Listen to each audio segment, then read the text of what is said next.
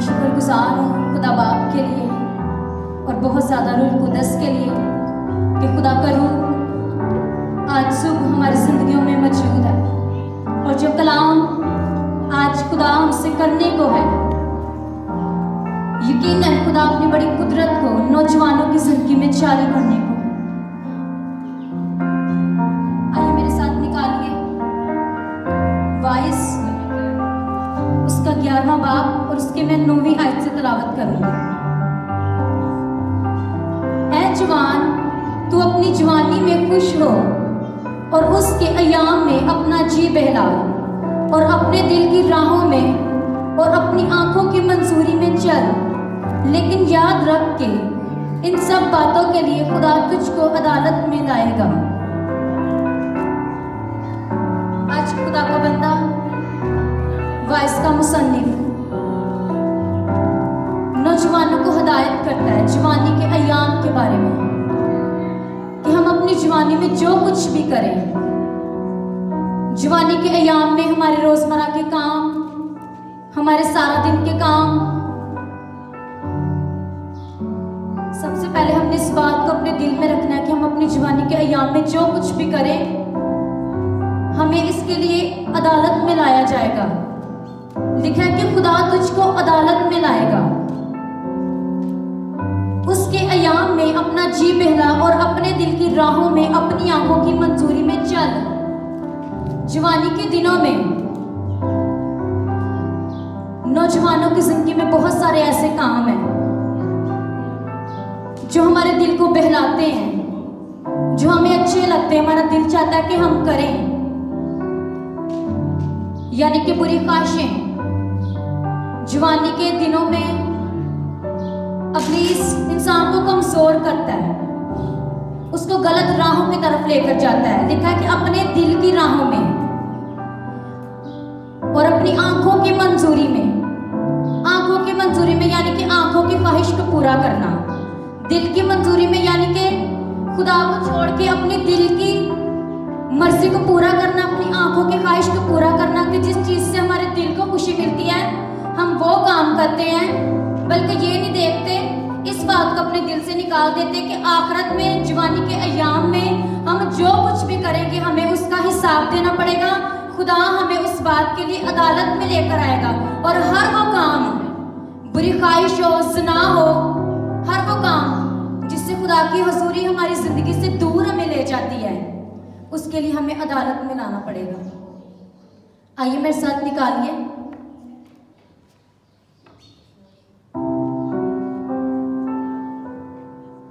मत्ती की अंजील उसका 6वां बाब और उसकी 22वीं आयत।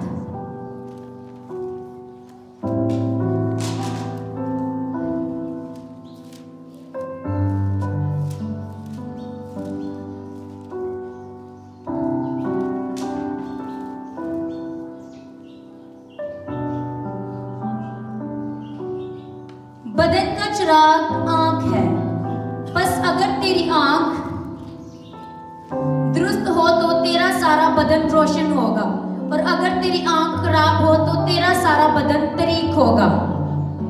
बदन का चिराग आंख है, यानी कि सबसे पहले जो गुनाह है ना वो आंख से शुरू होता है। अगर हमारी आंख ही खराब होगी, हमारे बदन का चिराग आंख गलत होगा तो हमारा जो सारा बदन है ना आंख की बदौलत सारा तरीक हो जाएगा, क्योंकि सबसे पहले हम आंखों से देखते हैं, उसके बाद हमारे अंदर एक सोच पैदा होती है, यानी कि सारा कुछ आंखों के सबब से है ना।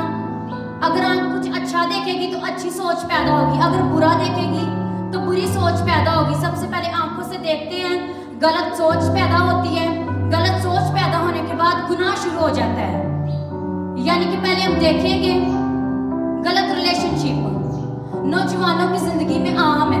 आज हमने गलत रिलेशनशिप के बारे में बात करनी है। ये बहुत बड़ा गुनाह है जो नौजवानों को खुदा की हुजूरी से दूर करता है और उनको गुनाहों की तरफ लेकर जाता है, उनको मौत की तरफ लेकर जाता है।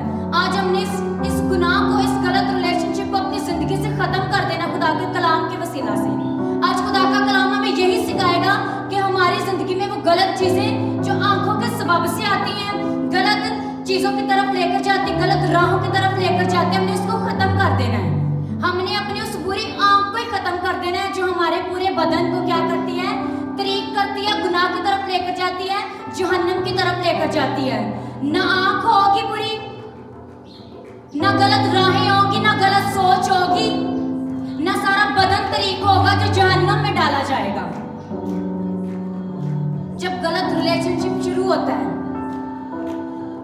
हमारा दिल गलत राहों की तरफ जाता है, क्योंकि हम अपनी आंखों की मंजूरी में चलते हैं।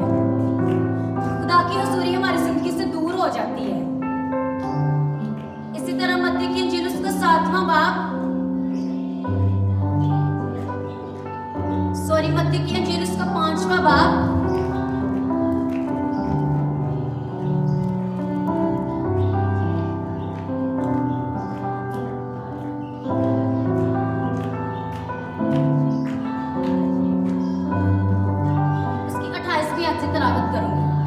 लेकिन मैं तुमसे ये कहता हूं कि जिस किसी ने बुरी ख्वाहिश से किसी औरत पर निगाह की, वो अपने दिल में उसके साथ ज़िना कर चुका। जिस किसी ने बुरी ख्वाहिश के साथ किसी औरत पर निगाह की, वो अपने दिल में क्या कर चुका? सिर्फ देखने से क्या हुआ? खुदा का कलाम बताता है कि ज़िना कर चुका। यानी कि सारी बात कहां पे आ गई? निगाह पर आ गई, नजर पर आ गई। अगर हम किसी को अच्छी निगाह से देखेंगे तो हमारी जिंदगी में गुनाह नहीं होगा। बेशक खुदा ने हमें आंखें देखने के लिए दी हैं, लेकिन खुदा ने हमें आंखें इसलिए देखने के लिए दी हैं कि हम खुदा का कलाम इन आंखों से पढ़ें। हम अपने आप को, अपने पूरे बदन को सिर्फ खुदा के लिए इस्तेमाल करें। हमारी जवानी, हमारी आंखें, हमारी जुबान, हमारा जिस्म सिर्फ और सिर्फ हमारे जिंदा खुदा के लिए। जिस तरह यीशु मसीह ने भी तो अपना बदन खुदा के लिए कुर्बान कर दिया ना, उसकी मर्जी को पूरा करने के लिए।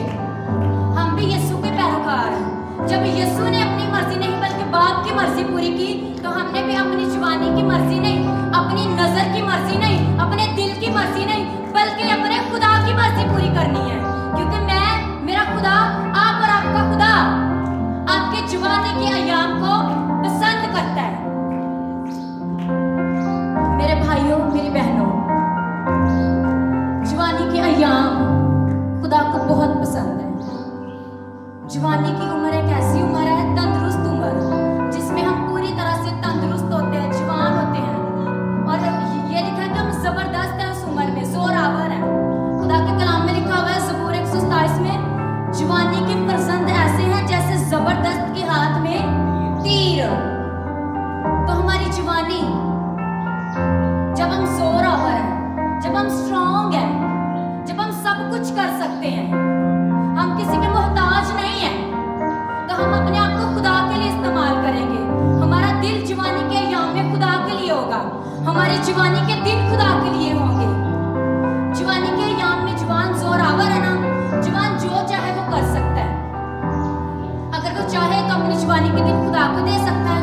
अगर वो चाहे तो अपनी जवानी के दिन, यानी कि दुनिया का जो खुदा है इब्लीस, ये भी तो जवानी के दिन ही मांगता है ना।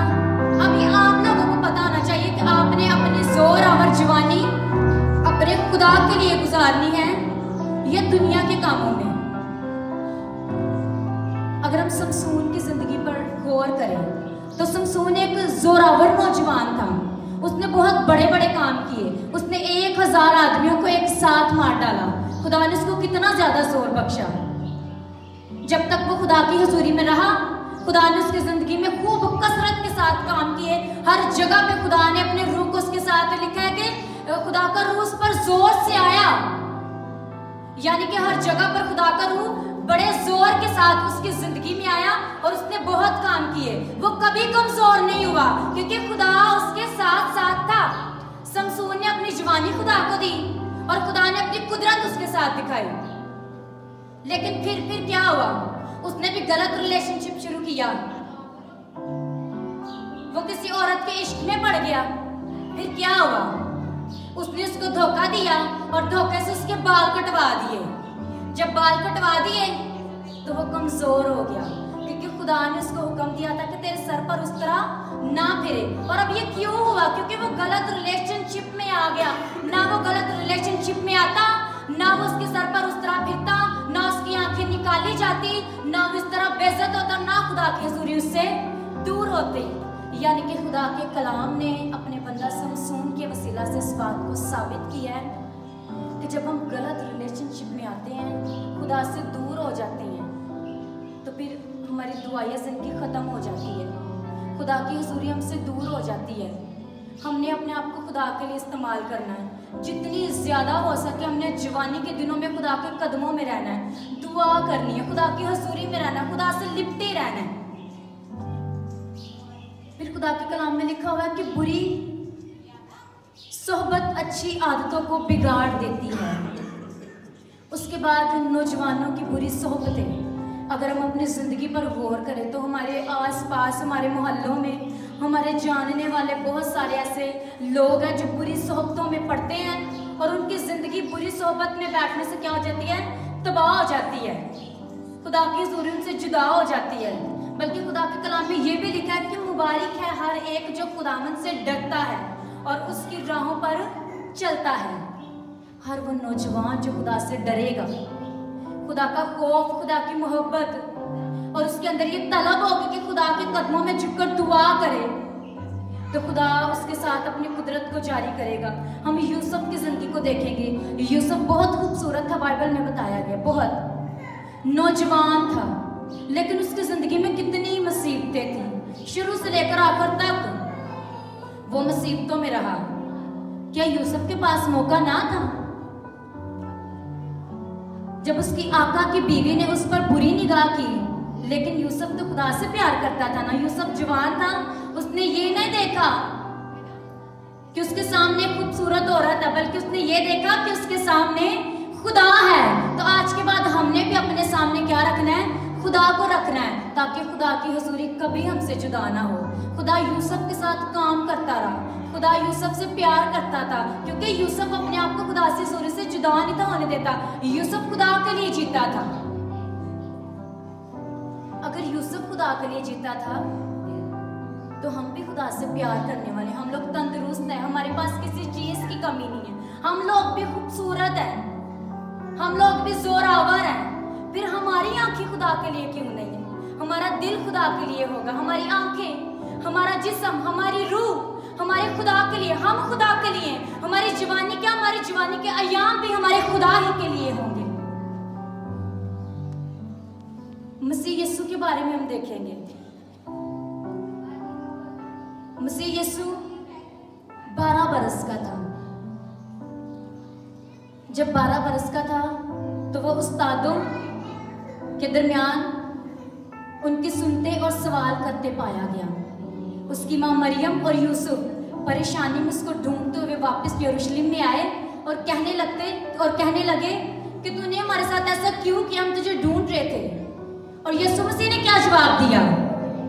यीशु मसीह ने कहा कि मेरा मेरे बाप के यहाँ होना जरूर है, और उम्र देखे सिर्फ 12 बरस, लेकिन हम लोग नौजवान हैं, तो हमारा भी हमारे बाप के हुजूर होना जरूर है। अगर यीशु का बाप के यहाँ होना जरूर है, तो हमारा भी अपने बाप के कदमों में होना जरूर है। हर काम से ज्यादा, हर चीज से ज्यादा, हर ख्वाहिश को अपनी जिंदगी में पूरा करना है, लेकिन वो जो खुदा के लिए है। और खुदा की मर्जी क्या है? बाइबल को पढ़ना, दुआ करना, खुदा के कदमों में आना, खुदा की हजूरी में झुकना, हर वक्त खुदा को अपने सामने रखना। जिस तरह खुदा का बंदा दाऊद खुदा को अपने सामने रखता, जिस तरह यूसुफ खुदा के साथ वफादार रहा और खुदा के साथ साथ चलता रहा। आज के बाद हमारी जवानी भी हमारे खुदा के लिए होगी। और खुदा के कलाम में लिखा हुआ है ज़बूर 119 में, जवान अपनी रविश किस तरह पाक रखे, तेरे कलाम के मुताबिक उस पर निगाह रखने से। यानी कि खुदा का कलाम हमारे पास है, जिस पर हम निगाह रखेंगे, जो हमें सिखाएगा, हर एक बात में सिखाएगा कि किस तरह खुदा की हुजूरी में चलना है, किस तरह खुदा की मर्जी को पूरा करना है। आइए मेरे साथ निकालिए पहला तिमोथियस उसका 4था बाब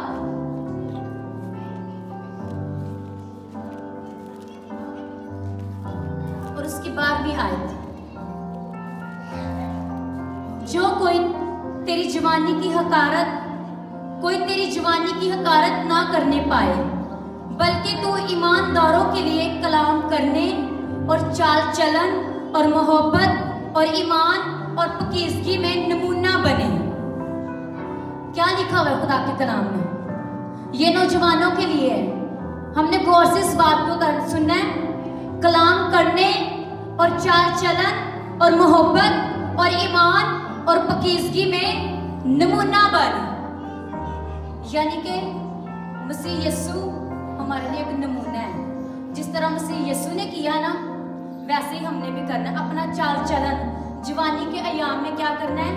पाक रखना है, क्योंकि हम मर गए और हम में मसीह यीशु जिंदा है। जब मसीह यीशु हमारे अंदर जिंदा है तो फिर काम भी हमारे अंदर मसीह यीशु वाले होंगे, क्योंकि एक मरा हुआ इंसान कुछ नहीं कर सकता।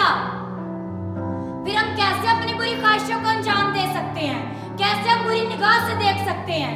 कैसे हम गलत बोल सकते हैं? कैसे हम बाप की हजूरी से दूर रह सकते हैं? क्योंकि हम तो मरे हुए लोग हैं और मरा हुआ इंसान कुछ नहीं कर सकता। और हमें कौन जिंदा है? कौन है हमारे अंदर जिंदा? मसीह यीशु हमारे अंदर जिंदा है। और मसीह यीशु के काम आपने देखे हैं ना, कि मसीह यीशु क्या करता था? मसीह यीशु सारी रात तन्हा बाप की हुजूरी में दुआ करता। अपनी जिंदगी पर गौर करना शुरू करो। अगर मसीह यीशु सारी रात दुआ में ठहरता तो हम लोग क्यों नहीं ठहर सकते? जब हम लोग जिस्म पर काबू पाना शुरू होंगे ना, तो रूह जोरावर होता जाएगा। एक दफा हमें थोड़ी सी मसला होगा, 2 दफा थोड़ा सा मसला होगा, लेकिन तीसरी दफा जिस्म शर्मिंदा होगा और खुदा का रूह वहां पर क्या करेगा? इज्जत पाएगा। खुदा की रूह की मर्जी पूरी होगी। फिर जब हम दुआ करना शुरू होंगे ना, रोज बरोज हमारी जो रूटीन है वो ज्यादा आती जाएगी। जब हम ज्यादा जोरावर होते जाएंगे, ज्यादा दुआ करते जाएंगे, तो फिर जवानी की ख्वाहिशें यानी कि हम जिस्म पर गलबा पा लेंगे। जिस्म के काम खत्म होते जाएंगे। ये नौजवानों के लिए एक तरीका है कि किस तरह जिस्म के कामों को दूर करना है। जितनी ज्यादा आप दुआ करोगे ना जवानी के दिनों में, जिस्म के काम आपके जिंदगी से चले जाएंगे। मसीह यीशु ने भी तो साबित किया ना। मसीह यीशु खाता भी था, सोता भी था। जब यीशु मसीह कश्ती में सोया, फिर उसके बाद मसीह यीशु लाजर की कब्र पे रोया भी। यानी कि मसीह यीशु भी हमारी तरह खाता भी, पीता भी, सोता भी, रोता भी था।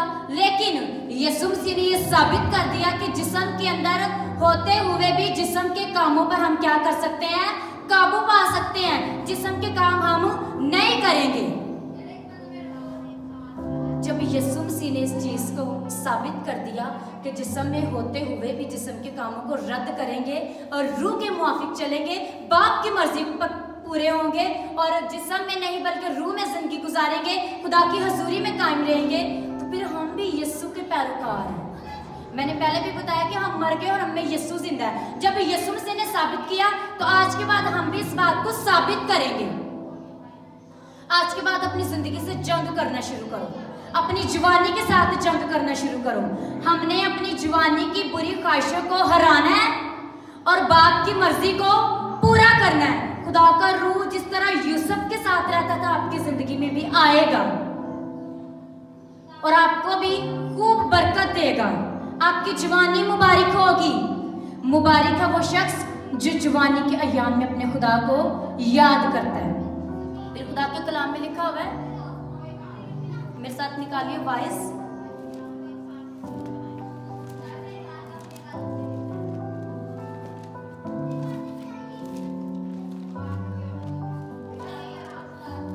उसका 12वां बाब और उसकी पहली आयत से, और अपनी जवानी के दिनों में अपने खालिक को याद कर। मेरे साथ बोले, अपनी जवानी के दिनों में अपने खालिक को याद कर, जबकि बुरे दिन हनूज नहीं आए और वो बरस नजदीक नहीं हुए जिसमें तू कहेगा कि इनसे मुझे कुछ खुशी नहीं। मुबारक है कि जवानी के अय्याम में खुदा के कदमों में आने का मौका मिला और ये सीखने का मौका मिला कि हमारी जिंदगी के लिए सब कुछ खुदा है, हमारी जवानी खुदा है।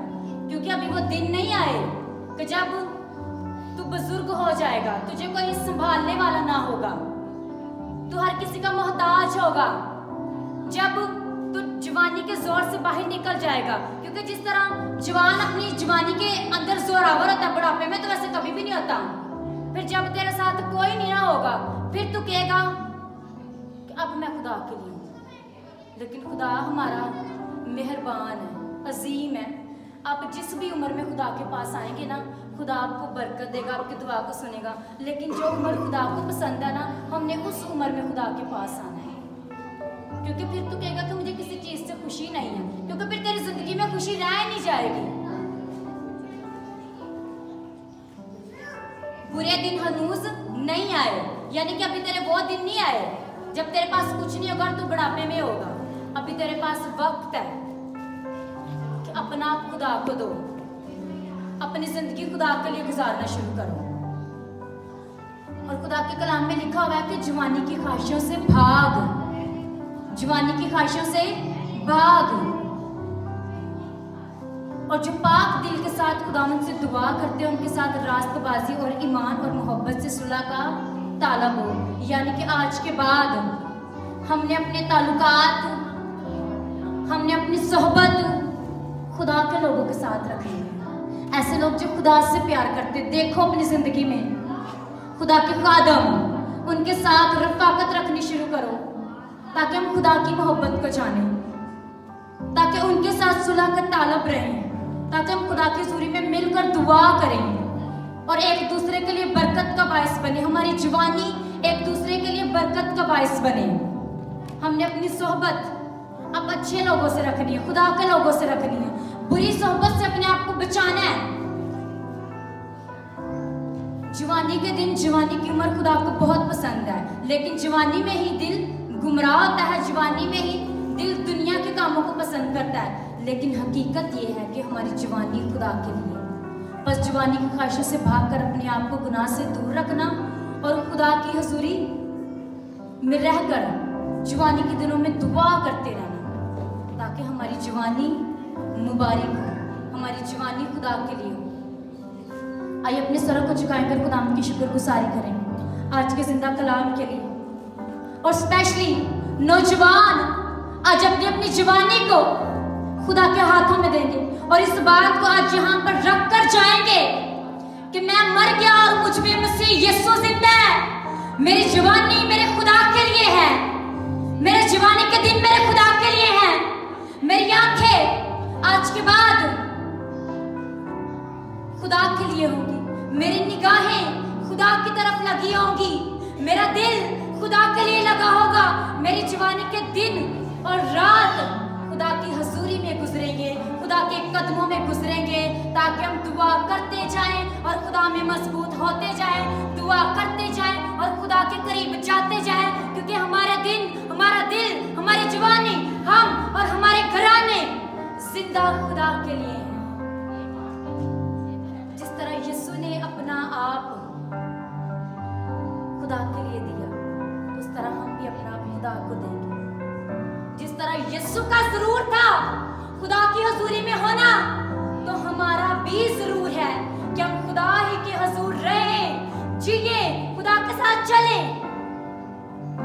बाप तेरा शुक्र करते हैं तेरे बेटे यीशु मसीह नासरी के नाम से, तेरे नौजवानों के लिए जिनको तूने जोर बख्शा, ताकि ये जबरदस्त लोग, जोरावर लोग अपना जोर तेरे लिए इस्तेमाल करें, तेरे कलाम के लिए इस्तेमाल करें, ताकि हम एक दूसरे के लिए पकीज़ा चाल चलन कलाम करने का सबब और ईमान और मोहब्बत में कायम रहकर एक दूसरे के लिए बरकत का बायस बने और तेरा कलाम हमारी जिंदगियों में पूरा हो।